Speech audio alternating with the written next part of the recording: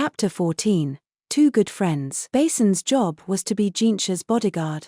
That meant he was typically to be found in Jinshi's office, but today was different. If I remember right, once every few days he spends a day training, and since he'd brutalized an opponent this morning, today was probably that day, at least as long as his superiors haven't summoned him for anything. Maramaro headed to the training area, where she found a crowd of sweaty, smelly guys.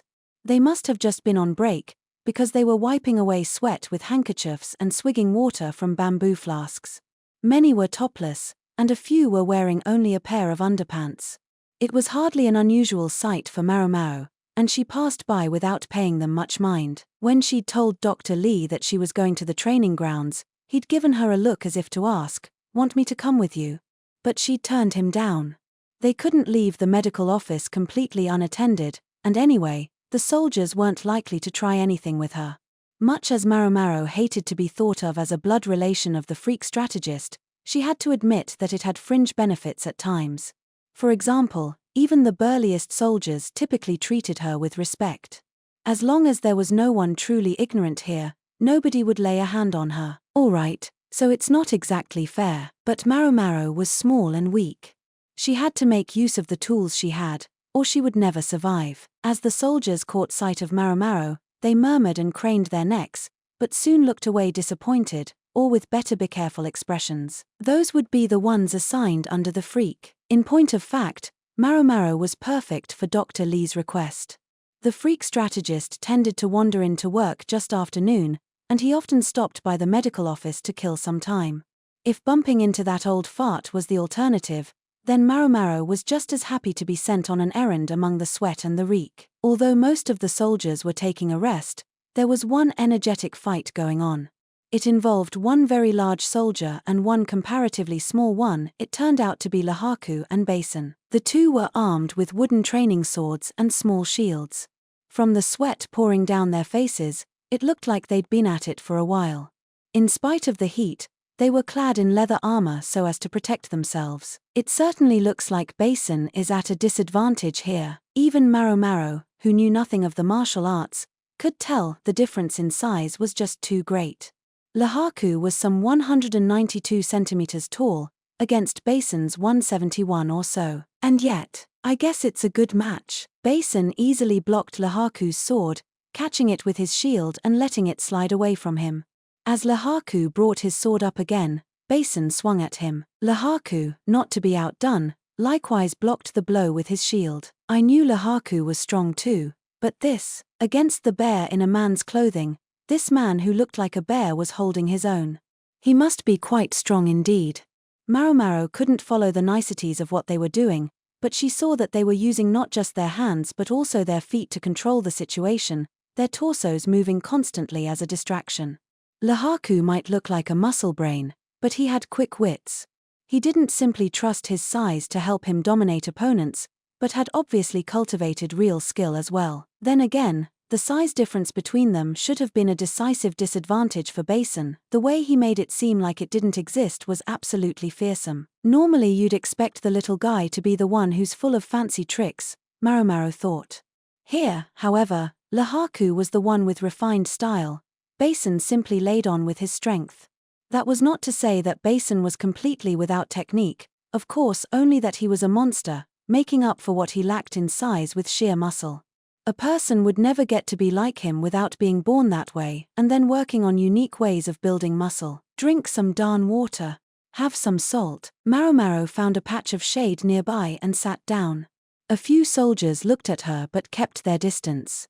Finally one of them asked, "Can we help you?" Maramaro suspected she had seen him before, probably several times. She didn't remember his name, of course, but his deferential tone suggested he was being polite to her. "Oh, don't mind me," she said. "Very well." Maramaro drank some tea she had brought. She was ready to wait for a while if she had to. From the folds of her robe she also produced crunchy rice crackers for a snack. Doesn't look like they're going to be done anytime soon. Better to be ready with a drink and something salty.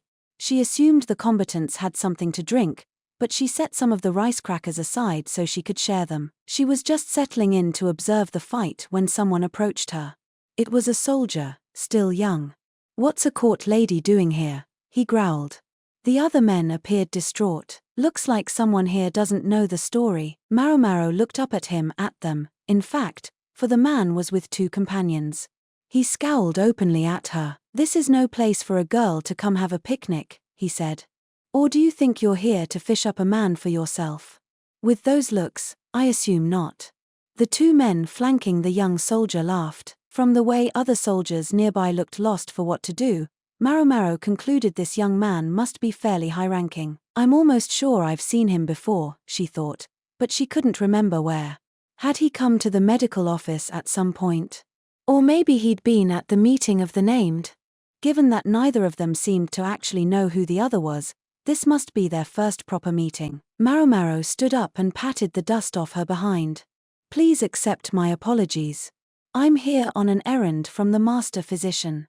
If I'm in your way, I'll gladly move somewhere else." She was about to leave, but the young man grabbed her shoulder. "Hold it." "Yes, sir." Maramaro braced herself, convinced that the soldier was about to start something. That was when a wooden training sword came spinning through the air, arcing up and then down before planting itself in the ground. "Oh, gosh, guess that's it for me." It was Lehaku, holding up his hands. He wiped the sweat off his face and heaved a great sigh. "I think we should call it there, my good Basin." Basin didn't say anything, but he still looked slightly dissatisfied. "Oh, if it isn't the young lady, hello, there," Lehaku called, waving, when he noticed Maramaro. Did he really lose? Or did he decide to lose after he spotted me? Or maybe he was letting Basin save face. It didn't really matter which it was. Lehaku and Basin, both still dripping with sweat, came over to Maramaro. "Hey there, little lady. What's going on? You won't find your father, Grand Commandant Khan, anywhere around here." At the name of the freak strategist, the young soldier quailed. Grand Commandant Khan?" Much as Maramaro felt a little sick doing it, she put a smile on her face. Lehaku himself normally referred to the freak strategist as the old fart. He'd used the man's proper name now only to make sure this young soldier knew who he was dealing with. "It looks like you were having a conversation with this court lady. Have you said all you want to say?" Basin asked. Still sweating, he undid the ties of his armor and took it off. The leather produced an overpowering stench even at a distance. "Oh, I wasn't saying much of anything at all," the young man said, and he and his friends retreated, as quickly and as cleanly as a trio of fleeing hares. "Chmph. There's more and more of that going on recently." "It's trouble," Basin said as the sweat dripped down his face. "What are you doing in a filthy place like this, little lady?" Lehaku asked, looking genuinely concerned. He seemed to be warning her that she couldn't always count on him to be there to protect her. "I've come to interview Master Basin about this morning's events," Maramaro said. "Interview? Something happen?" Lehaku asked. "You don't know?" Maramaro replied. She wasn't eager to have to explain to him what had gone on. "I was on desk duty all morning," he said. "Turns out you have to do more and more of it when you get promoted." Maramaro nodded. That made sense. Lehaku, she gathered, had risen in the ranks once again since returning from the western capital with the imperial younger brother. "It was no big deal," Basin said. A soldier who had been in a fight with Master Basin was brought to the medical office. He had severe bruises and a cracked rib. Lately, there have been many more duels, such as they are. An extension of the factional strife among the soldiers. Because this is such a burden for the medical office, we're now required to talk to both the patient and the person who injured him about the circumstances of the injuries. There. Now, if you would kindly cooperate." Maramaro finished the entire taxing explanation in a single breath. "Wow. That does sound like a pain," Lehaku groaned, even as he continued to dab at his sweat. Maramaro offered him a rice cracker, which he took eagerly and seemed to quite enjoy. "It was nothing unusual," Basin said. "I just met a soldier who had gotten his position on nothing but the strength of his family background, and I gave him a little training. It's like those guys earlier. There are a lot of people here who are foxes borrowing the wrath of the tiger. They have no real skill of their own, but they're always happy to make up some excuse to attack an opponent. It also irks me how they think they can find strength in numbers." This appeared to be Basin's opinion of factional conflict. It's certainly true that the young man seemed full of himself. When you could do as you pleased so long as you found a plausible reason, it was all too easy to go off the deep end. Your training is rough stuff, I don't doubt. Even I could barely catch my breath. Going after some pampered kid who's hardly known trouble in the world seems like overkill, Lahaku said. I held back on him. I fought him barehanded, just like I always do. A bear holding back is still enough to kill a person, Maramaro said. You think so? Interestingly, these two seemed to be pretty good friends. She didn't know whether that was because they were both the bodybuilding type, or because Lahaku was such an accomplished reader of other people's thoughts and feelings. Much as she was sorry to interrupt this moment of bonhomie, Maramaro had work to do. I heard the fight started when someone insulted Lady Lishu, she said. Basin flinched. He looked away and appeared shaken all over again. Well, Lahaku said, grinning at him. That true, buddy? Ahem, yes, it is, but so what? Lady Lishu is a direct descendant of the Yu clan, not to mention she served among the very highest consorts, even if she no longer does so. Why must she suffer people saying she's a vamp who was driven out of the rear palace for unchastity? Gosh, is that what he said? Maomao asked. Eugene and Mr. Loveletters had certainly softened that part of the story. Lady Lishu was guilty of nothing except being at the mercy of those around her. Why should she endure such slander? Basin stamped on the ground. So first there was an argument, then it turned into a fight, Maramaro said. That's right. If I did anything wrong, it was that I had him wear leather armor instead of metal. You had him put armor on and you still cracked a rib. He really was a monster, Maramaro saw. As they listened to Basin talk, the three of them moved to an open-air pavilion. She needed some kind of table so she could write. What makes me madder than anything, though, is that guy Eugene. He's supposed to be Lady Lishu's family, but he just stood there grinning. It's because you have guys like him standing around to see how the wind blows that the other guys get bolder. Even once he was seated on a stone stool, Basin's mood did not improve. Okay, buddy. Here, have one of these. Lahaku tossed a rice cracker into Basin's mouth. He looked shocked for a moment, but didn't spit it out. Instead, he started chewing. They definitely get along. Maramaro didn't really need Lahaku for anything, but he'd come with them anyway. Actually, it was helpful. She might have had trouble wrangling Basin on her own. Eugene probably couldn't say anything under the circumstances, Lahaku said. If he's not careful, a bunch of hot-blooded soldiers will turn him into a punching bag. The weak learn that sometimes you have to toady to get by. You're standing up for that coward? Basin asked, glaring at Lahaku. Well, his glare was more of a pout at this point. He wasn't really angry. You know Master Eugene, Master Lahaku? Maramaro asked. He does technically serve under me. He got stuck here even though he was originally in the civil service. I mean, after his family fell. No wonder he looks so feeble. Eugene wasn't a bean sprout, exactly, but seemed more suited to holding a brush than a sword. Right. Toss a guy like that in with the soldiers, and he's going to be in trouble. Worst case scenario, he gets so cornered that he kills himself. They say that's why they assigned him to me, even if it does mean more for me to deal with. Lahaku was good at looking after people. He would take the minimum of care for his men. His name's Eugene, so he has that Yu character, but he hasn't actually been acknowledged as a member of the main house of the Yu family. His dad was an adopted son and just went way too far. He brought a concubine into the main house and tormented his daughter who belonged to the main bloodline so badly that she had to abandon the world. And on top of that, he brought down the family name. No way they can let his concubine's son inherit. You know quite a lot about this. The head of the Yu clan referred to Eugene only as Jun. Got to know at least a little something about your subordinates.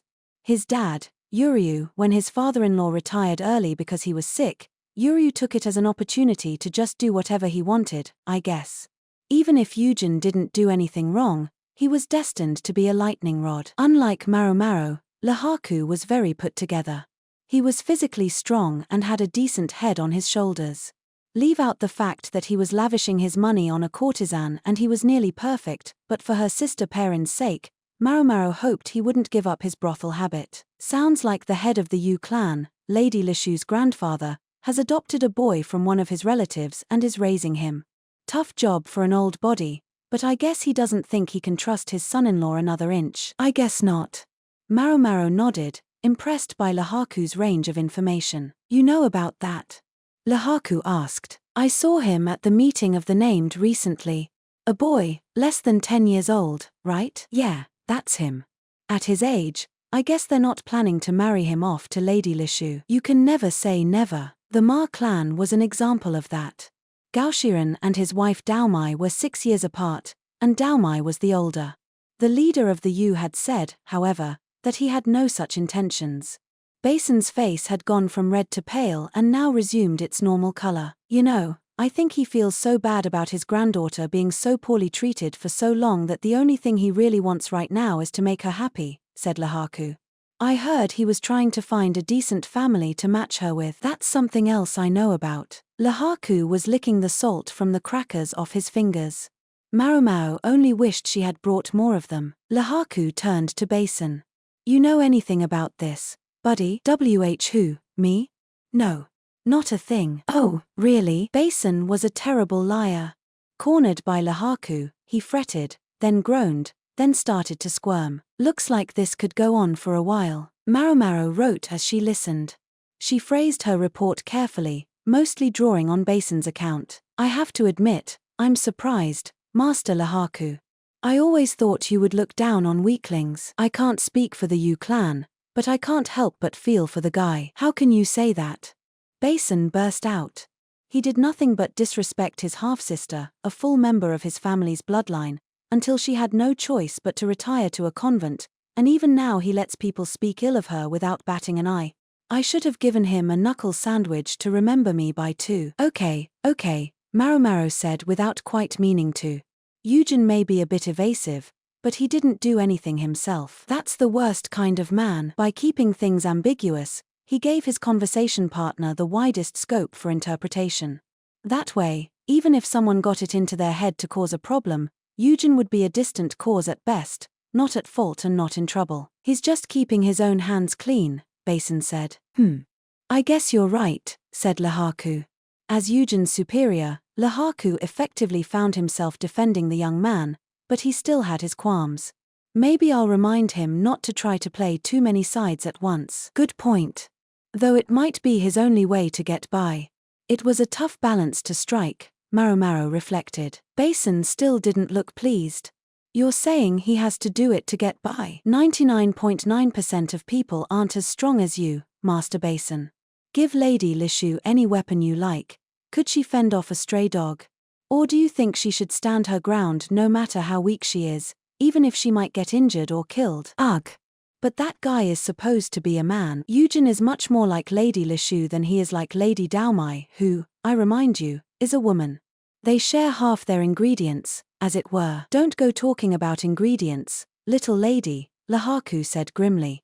Then he said, anyway, Eugene may not look like much, but he's stronger than you'd think. He's real good at not making enemies. That's true, said Maramaro. Weak folk have their own way of getting along. You mean by not making enemies? Basin asked. Lahaku made a triangle with his fingers. You're half right, half wrong. It's about making the other person think they can't be your enemy. The little lady here does it all the time. I do not do that. There she goes again. Lahaku pounded Maramaro on the back. She quickly lifted her brush off the page lest her characters run every which way. He's like Maomao.